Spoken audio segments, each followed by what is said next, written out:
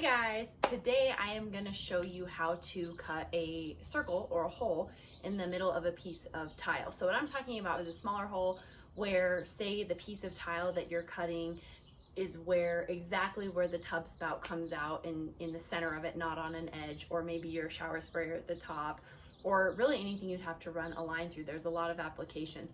So you're going to use something called a diamond hole saw.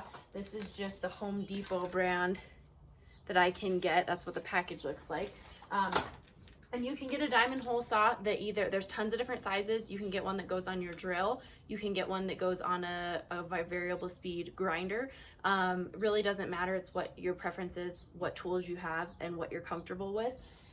This one that I have, it comes with a little thing you can stick to the tile, and then you can keep water in there and you can drill it out.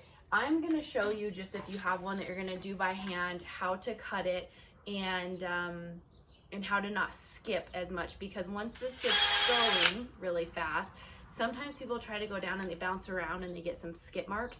So I'm going to show you a trick that makes it a little bit easier to get it down and then get it to stay exactly where you want your cut.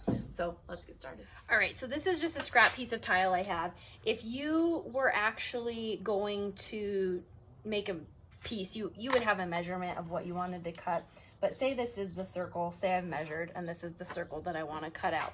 Now, the big thing is, if you try to go straight down, sometimes people have a hard time with this skipping around a little bit and not getting a good grab. So this kind of dances on the tile.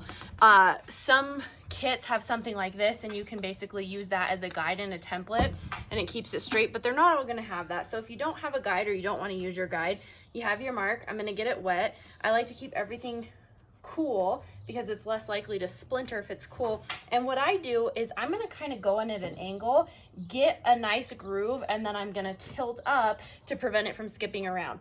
So I'm going to get up to a good speed, and I'm going to go in at an angle.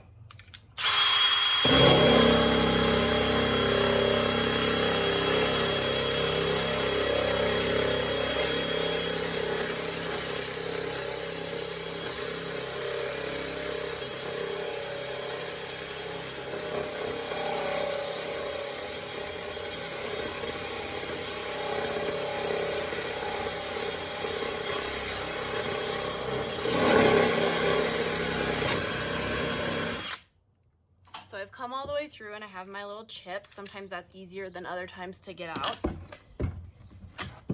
And then I have my nice hole too that hopefully can just, it can slide right over your faucet or, whatever plumbing you have coming through there. And you can get these really in any size you need.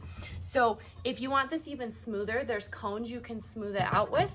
But I'm okay with that because that's going to be covered with an edge. I have a nice edge. You can even get like a little hand pad and a fine grit if you want to smooth that out a little bit, but not necessary because these usually cut pretty nicely.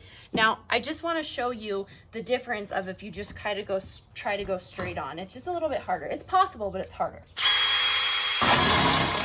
See that? See how that danced around and just damaged my tile?